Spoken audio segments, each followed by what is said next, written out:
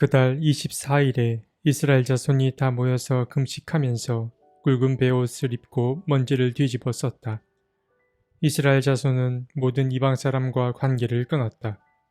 그들은 제자리에 선 채로 자신들의 허물과 조상의 죄를 자백하였다.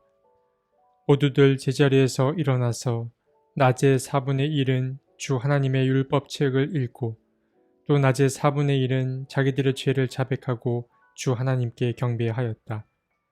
단 위에는 레위 사람인 예수아와 바니와 감미엘과 스바냐와 분니와 세레바와 바니와 그나니가 올라서서 주 하나님께 큰 소리로 부르짖었다. 느헤미야 9장 1절에서 4절 말씀. 느헤미야는 이방 민족들의 방해를 받았지만 그럼에도 불구하고 무사히 예루살렘 성벽을 재건합니다. 그렇게 이스라엘 민족은 고향에 돌아와 차차 안정을 찾아가고 있었습니다.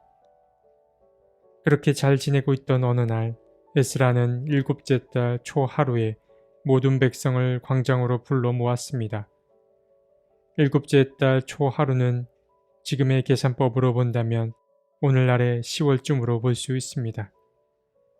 어쨌든 에스라는 10월 중 한 날을 정하여 새벽부터 정오까지 모세의 율법을 낭독해 주었습니다.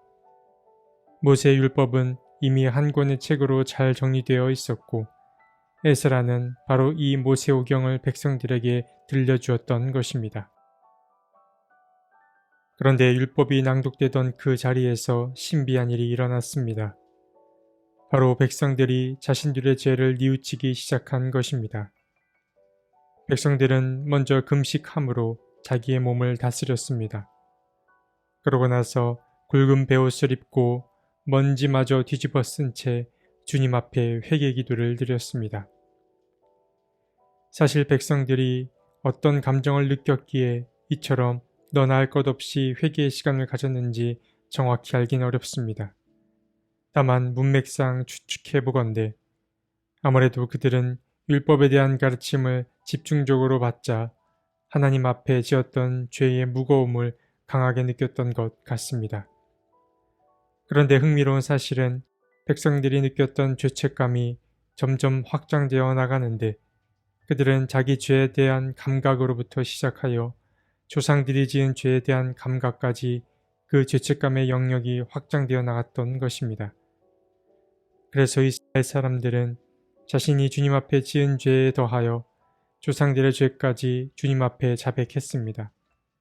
바로 이 기도의 내용이 오늘 본문인 9장에 기록되어 있습니다.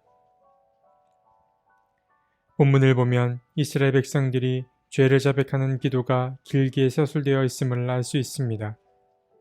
6절에서부터 37절까지 기록되어 있는데 그 회개 기도에는 하나님의 창조 이야기부터 시작하여 이스라엘 모든 역사가 마치 요약본처럼 담겨 있습니다. 사실 자신의 근본을 돌아보는 일은 쉬운 일이 아닙니다. 자신의 근본 혹은 과거가 좋지 않다면 더욱 그러할 것입니다. 그런데 광장에 모인 사람들은 용기를 냈습니다. 자신들의 과거를 돌아보았습니다. 하나님이 베푸신 은혜부터 시작하여 자기 조상들의 실수와 잘못까지 꼼꼼히 떠올려 보았습니다. 이스라엘 백성들은 최초의 역사부터 보았습니다. 하나님의 창조 섭리부터 돌아보며 주님의 크심과 놀라움을 인정했습니다. 그리고 이어서 아브라함을 믿음의 조상이 되게 하신 그 일과 그로부터 시작된 하나님의 역사를 떠올렸습니다. 그리고 이어서는 출애굽 사건과 광야 생활, 모세를 통해 주신 말씀, 만나와 메추라기로 끼니를 해결해 주신 주님을 찬양했습니다. 그리고 이번에는 잘못이 있었음에도 한결같은 사랑으로 대해주시는 주님을 기억했습니다. 과거에 자신들의 조상은 주님의 사랑을 잊고 자꾸 주님 곁을 떠났습니다. 이스라엘 백성들은 차마 들추지 않아도 될 과거를 용기 내어 직면했습니다. 그러고 나서 32절부터 마지막 절까지는 현재 자신들이 처한 상황을 잊지 말아주기를 간구하는 기도를 드렸습니다. 에스라를 중심으로 광장에 모인 사람들은 모세의 율법을 듣던 가운데에 회개의 기도를 드렸습니다. 우리는 왜 이스라엘 백성들이 회개의 마음을 갖게 됐는지 알 수는 없습니다. 학자 에스라는 그저 주님의 말씀을 전했을 뿐 그 이상의 어떤 것도 요구하지 않았습니다. 잠시 생각해 봅니다. 어떻게 이런 일이 가능했을까를 떠올려 보게 됩니다. 이스라엘 백성들은 어떻게 자신의 죄를 뉘우칠 뿐만 아니라 더 나아가 자기 조상의 죄까지 함께 회개할 수 있었을까요? 광장에 모인 귀양민들에게는 경계가 없었습니다. 그들은 자신의 일과 조상의 일을 따로 구분짓지 않았습니다. 그들은 과거 조상들의 실수와 아픔의 역사도 자신들의 역사로 받아들였습니다. 물론 공동체성은 양면성이 있어서 늘 조심하게 됩니다. 나의 사람, 나의 가족, 나의 교회라는 말이 힘이 있을 수는 있어도 낯선 타인들을 받아들이기 어려운 어떤 벽을 만들 수 있기 때문입니다. 하지만 과거 자기 조상들의 불순종까지도 자신들과 무관하게 여기지 않는 공동체라면 괜찮은 공동체로 여겨도 되지 않을까 생각해 보게 됩니다. 정말 누군가를 아끼고 사랑한다면 그의 아픔까지도 감싸줘야 합니다. 그리고 우연한 만남은 없다는 사실을 기억하며 나와 관계 맺은 사람들에 대한 책임감도 꼭 가지시길 바랍니다. 세상에서 가장 변덕스러운 것이 사람의 마음입니다.